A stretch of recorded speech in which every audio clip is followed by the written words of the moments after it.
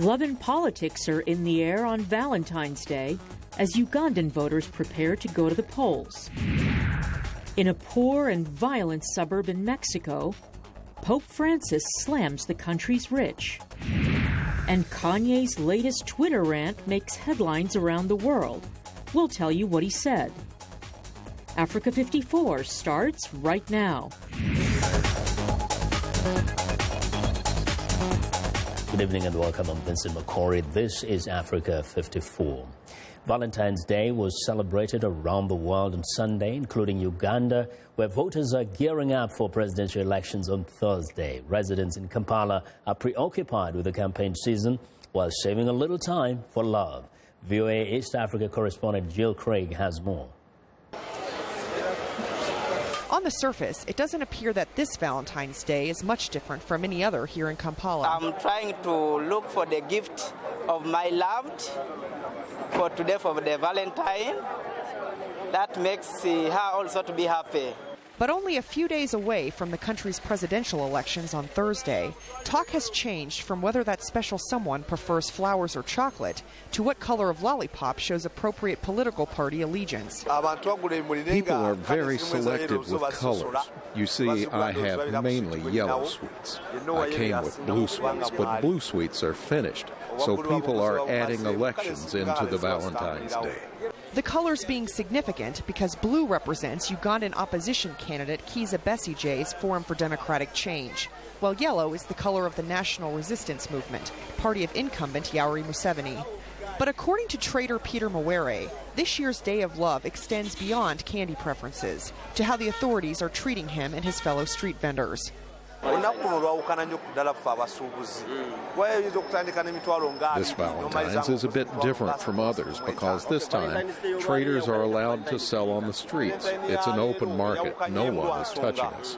Other Valentines, we have been chased around by authorities, but this time is different because it's politics time. No hiding, no running around. Common knowledge among these Kampala traders is that as election time approaches, politicians try to curry favor by not hassling them. As for the customers, the elections are still a few days away. For now, they're just relieved they remembered Valentine's Day in time, so their sweethearts don't hassle them. Jill Craig, VOA News, Kampala. Ugandan opposition leader Kizza Besigye was detained by police Monday and released a short time later as he campaigned for the country's presidential election this week. After decades in office, Ugandan President Yoweri Museveni participated in his first ever televised debate Saturday night. President Museveni was a late arrival to the event, moderated by VOA Straight Talk Africa host Shaka Sali, retired journalist Joel Kibazo, and Makerere University professor Suzy Muwanga. However, once on the stage, Mr. Museveni traded barbs with 7 other candidates over topics ranging from security, terrorism, and the economy. Kizza Besigye, a longtime leader of the opposition Forum for Democratic Change, has accused the president's supporters of rigging the vote and intimidating opponents in previous elections. Ugandans will choose their next president on Thursday. Not too far from Uganda, in the Central African Republic, vote counting is underway in the presidential runoff between 2 former prime ministers who are both pledging to bring peace and security to the nation that has endured more than 2 years of conflict. We want change, and this change will improve many things so that peace can return and Muslims and Christians live together once again like they used to. Well, Sunday's presidential ballot featured Anicet Georges Dologuel, who won the first round in December with 24% of the vote, and Faustine Ajanj Tordere, who finished second with 19%. In addition to the presidential race, voters also cast a ballot Sunday in legislative elections after top court threw out the results from December because of irregularities. The winners will replace a transitional government put into place in 2014, a year after Seleka rebels pushed President Francois Bozize from office. Bozize's ouster triggered the country's political crisis, and since then, sectarian violence between Muslims and Christians has displaced nearly 1 million people. Well, in health now, to the Zika virus in the Central American country of Colombia. More than 5,000 pregnant women are now infected with the virus. The mosquito-borne virus is most prevalent in Latin America. No We haven't yet had information. No cases of microcephaly has been reported. So that doesn't mean that we have to lower our grade. But until now, we haven't had a case in Colombia. In Brazil's case, yes, and in other countries, yes. But in Colombia's case, we haven't yet had the first case of microcephaly. Well, microcephaly is the medical condition in which newborns have smaller heads than normal and suffer brain abnormalities. There is currently no treatment for Zika. Well, Pope Francis held an open-air Mass Sunday for some 300,000 Catholic faithful in a gritty suburb just outside Mexico City. The pontiff in his message spoke against the drug trade and associated violence, a central theme of his 5-day visit. He urged Mexicans to be on the front lines in forging the country's future. Quiero invitarlos hoy a estar en primera línea. I invite you once again today to be on the front line, to be the first in all the initiatives which help make this blessed land of Mexico a land of opportunities, where there will be no need to immigrate in order to dream, no need to be exploited in order to work, no need to make the despair and poverty of many of the optimism of a few. A land that will not have to mourn men and women, young people and children who are destroyed at the hands of the merchants of death. Ecatepec is plagued by warring drug cartels and infamous for a spate of disappearances of women whose bodies have turned up in abandoned lots or canals. Francis later visited a children's home in Mexico City with First Lady Angelica Rivera, at one point giving a polio vaccine to a child to launch Mexico's vaccination campaign. Here I bless you, the doctors bless you. Every time someone takes care of you, everyone, the nurses, the staff, everyone who works here blesses your children. But you must also learn to bless them and ask Jesus to take care of them because they take care of you. On Monday, the Pope travels to Chiapas, Mexico's poorest state, where he will preside over Mass conducted in 3 indigenous languages. He then visits Morelia, the capital of western state of Michoacan, where farmers in 2013 took up arms to battle the so-called Knights Templar drug cartel. On Saturday, the Pope called on Mexican leaders to provide true justice and security in the country after years of endemic drug violence, official corruption and poverty. In a separate address to Mexican bishops, Francis urged the clerics to take a more aggressive stand against drug trafficking and corruption. Francis caps his visit Wednesday in the U.S.-Mexican border city of Ciudad Juarez, Mexico's former murder capital, where he is expected to address issues of crime, trafficking and migration. We want to know what you think about Africa 54 and the stories we cover. Join the conversation on Facebook. The address is Africa54 and check out our headlines 24/7 on voaafrica.com. Find me on Twitter at VOA Vincent Makori. Well, coming up, Washington braces for a brawl over the Supreme Court vacancy. Stay with us.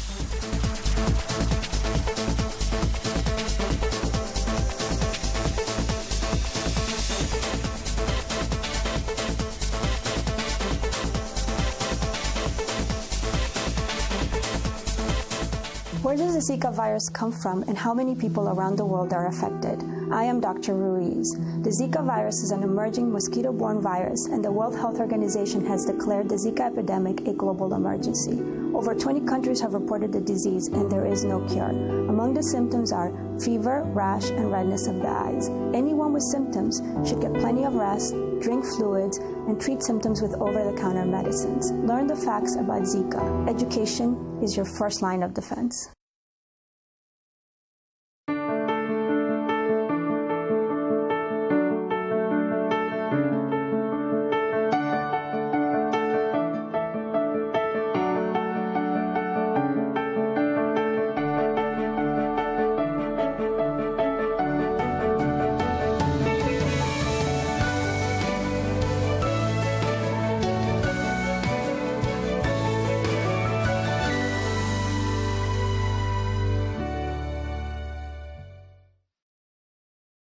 I am Sheikha Sali, host and senior editor of VOA's international call-in talk show, Straight Talk Africa. Today we'll examine the tobacco industry. We pretty much touch on anything that you can think of. Politics, health issues, human rights issues, you name it, we talk about it. The issues that we discuss are pertinent to most people on the African continent. A very, very rare and unique opportunity to interact with their leaders.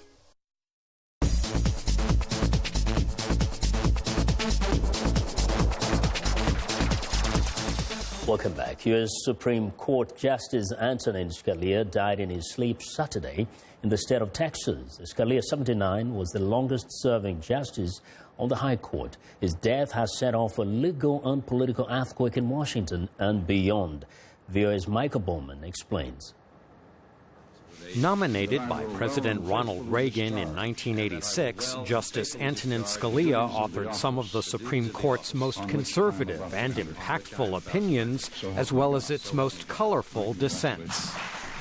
For almost 30 years, Justice Antonin Nino Scalia was a larger-than-life president on the bench. He will no doubt be remembered as one of the most consequential judges and thinkers to serve on the Supreme Court. No sooner had condolences and tributes been uttered, attention shifted to filling the Supreme Court vacancy. I plan to fulfill my constitutional responsibilities to nominate a successor in due time. We're not going to move forward until there's an election, and I think that's the right decision. Senate Republicans, two of whom are vying to be their party's presidential nominee, say no Supreme Court pick will be confirmed until a new president is sworn in next year. The Senate has not confirmed a nominee that was named in the final year, an election year, in 80 years. This is a lame duck president. This next election needs to be a referendum on the court. The people need to decide.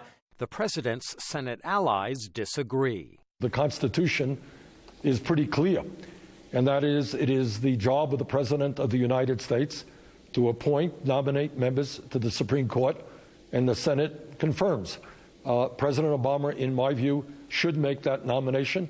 I hope he does it as soon as possible. If the Democrats want to replace this nominee, they need to win the election. Supreme Court justices serve life terms, and Scalia's successor could move the court's ideological center of gravity on a multitude of polarizing issues, from abortion to gun control to corporate power.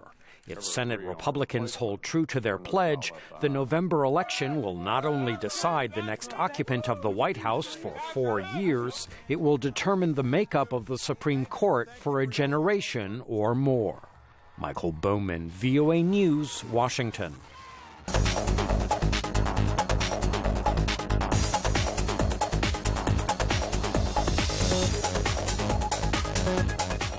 It's time for a business report. Africa 54's business correspondent Jill Malandrino in New York looks at global stock markets and the impact of low oil prices.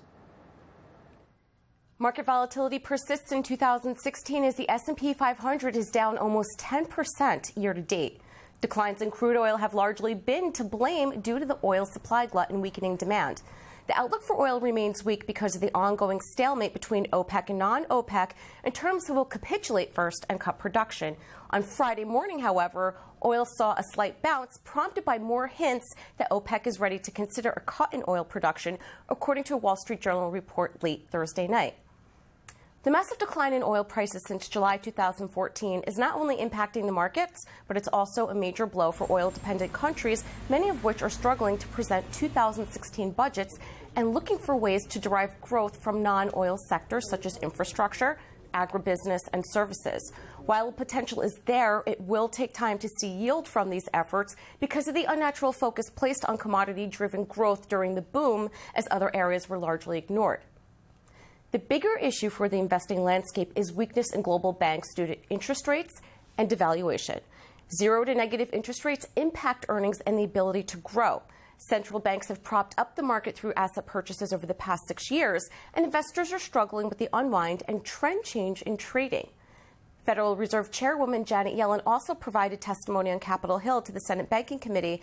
This fielding questions about the economy, rate hikes, negative interest rates, among other items this week. So this did not lift investor sentiment and it lended to a bit more uncertainty in the market. Looking ahead to next week's calendar, mainland China reopens while U.S. markets will be closed for the President's Day holiday. The earnings calendar is slowly starting to wind down and economic data is relatively light. With a quiet calendar, traders will largely be focused on commodities and currencies as the market struggles to find stability. For Africa 54, I'm Jill Malandrino in New York.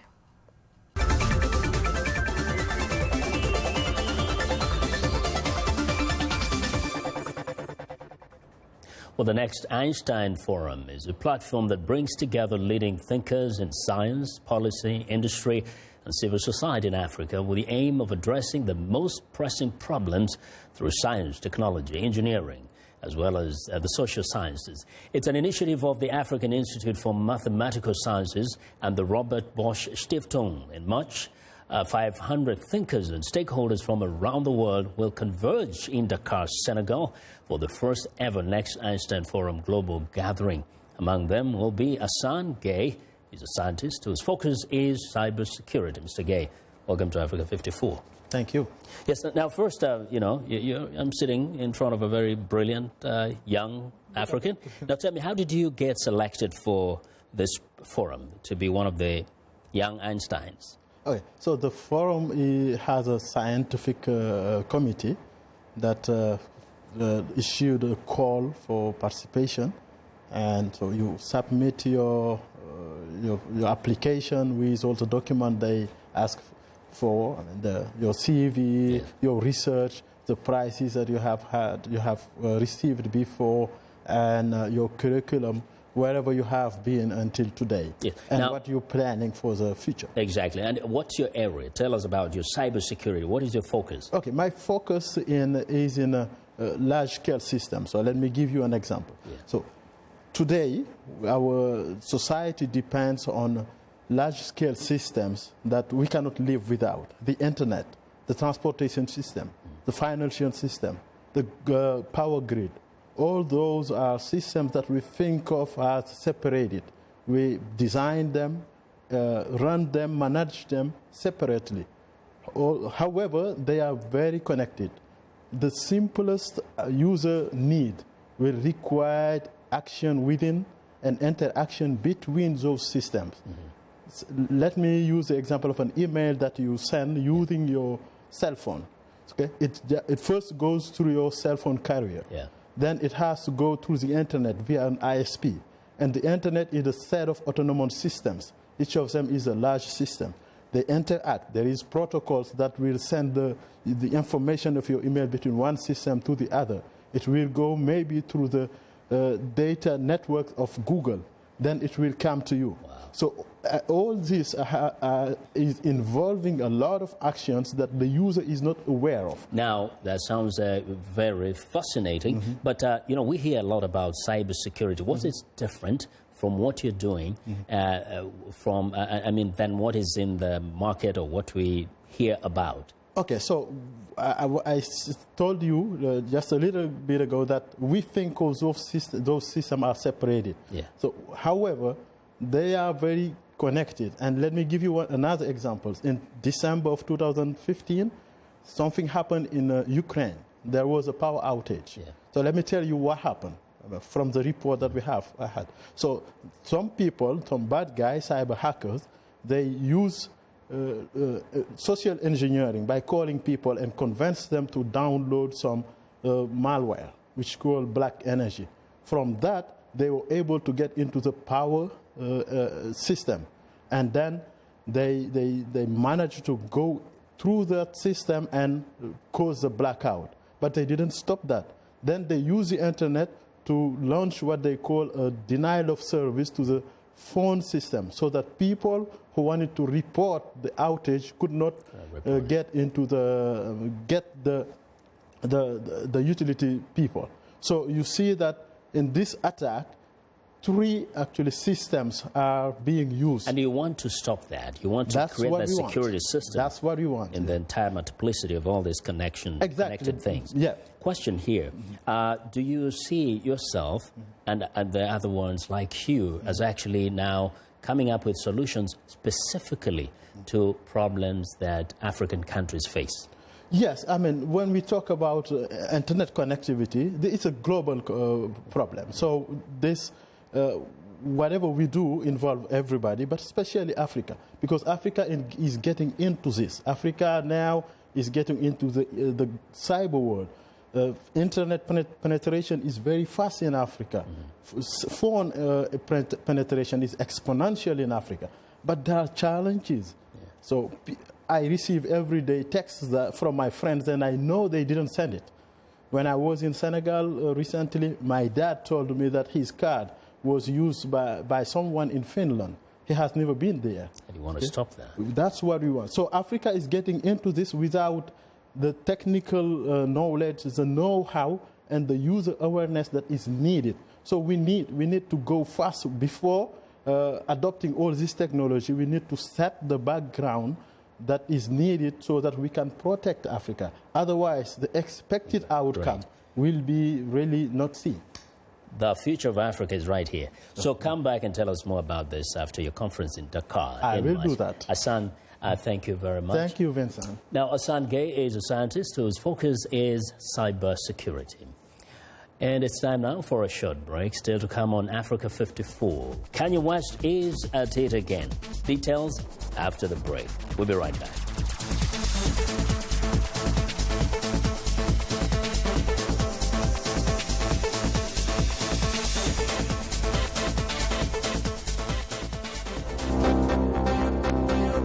If you've just joined us, I'm Mariama Diallo, and here is a quick recap of today's headlines. In Uganda, opposition candidate Kizza Besigye briefly detained before the presidential elections this Thursday. In the Central African Republic, the presidential polls closed on Sunday evening and the vote counting has begun, with many hoping the next president will bring peace. In Nigeria, Minister of State for Petroleum Emmanuel Ibe Kachiku said he wants to increase the output of oil, while President Buhari has made reforming the oil sector a priority. In Somalia, Mogadishu was attacked Monday when the former defense minister was killed in a car bomb, which many believe is linked to Al-Shabaab insurgents. That's all for today. Thanks for watching. We'll see you next time.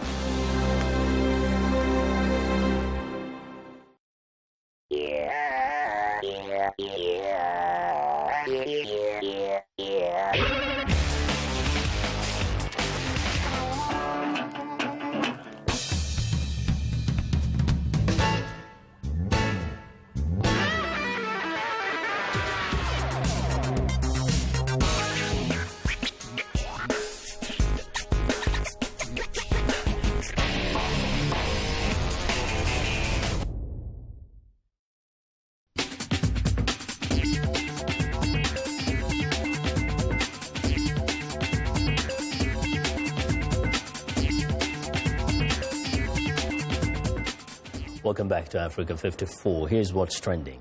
Kanye West is at it again. After debuting his new collection at New York Fashion Week and dropping a new album, Kanye went on a bizarre Twitter rant claiming that he is $53 million in debt. He called on Facebook founder Mark Zuckerberg to, quote, invest $1 billion into Kanye West's ideas after realizing he is the greatest living artist and greatest artist of all time. Kanye added that tech billionaires were more interested in opening schools in Africa than giving money to one of the world's most high-profile celebrities. He then tweeted, all you guys had meetings with me and no one lifted a finger to help me. Well, next up, designer Diane von Furstenberg's Fall 2016 collection debuted with dancing and disco at New York Fashion Week. Instead of a traditional runway show, von Furstenberg turned her New York City headquarters into a dance party presentation with supermodels Gigi Hadid, Kendall Jenner, and more donning her latest collection and dancing through the crowd. Many designers are becoming more aware of social media as a means of getting the word out and appealing to younger consumers by hiring models who are recognizable from other mediums like reality TV. Well, and finally, while white will always be the traditional choice, some brides are planning to bring pastel colors to their spring and summer weddings. Pastel colors and two-piece wedding gowns are proving top choices for spring and summer brides at the wedding fair in Hong Kong. Chinese couples are not limited to just one outfit for their lavish wedding banquets. Many brides change into 3 or 4 different gowns during their big day. Once they have chosen their outfits, the couples then have to decide on the destination for their pre-wedding photo shoot. While Southeast Asian beach resorts are a popular nearby choice for Hong Kong couples, Paris still remains a favorite to capture those romantic moments, despite last year's terror attacks. And that is what is trending today.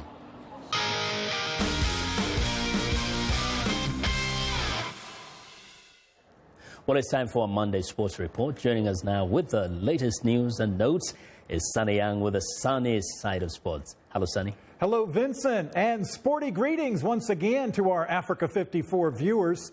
The U.S. Olympic Marathon Trials were held over the weekend in Los Angeles, California.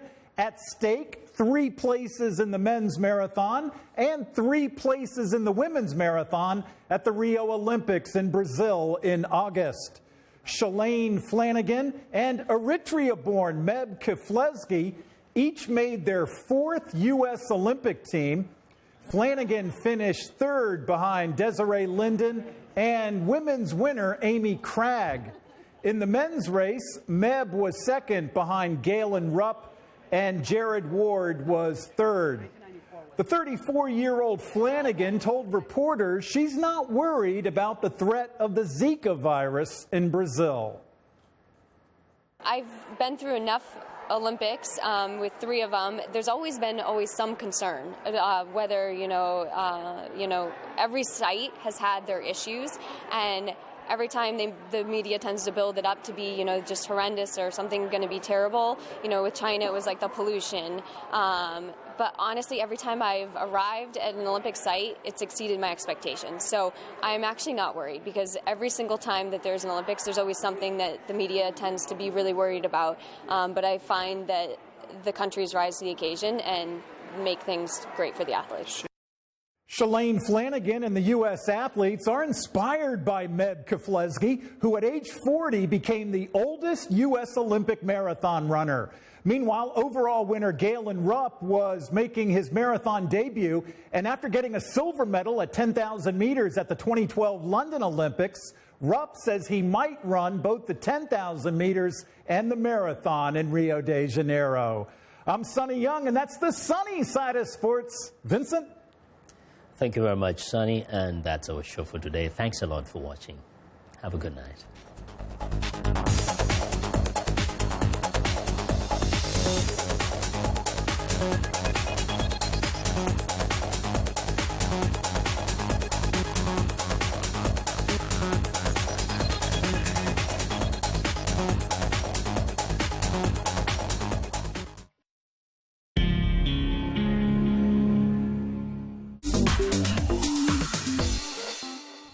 Welcome to English in a Minute. Here's a colorful expression we use often in American English. Out of the blue. How can you get something out of a color? I just got a message out of the blue on Facebook from my ex-boyfriend, Vladimir. Oh boy. When was the last time you heard from him? It's been like 5 years. And he contacted you just out of the blue like that? Weird. The expression out of the blue is used to describe any event that happens unexpectedly. There is no warning or time to prepare. The word blue in the expression refers to the clear blue sky. In our example, Anna was surprised by an out-of-the-blue message from an old boyfriend. And that's English in a Minute.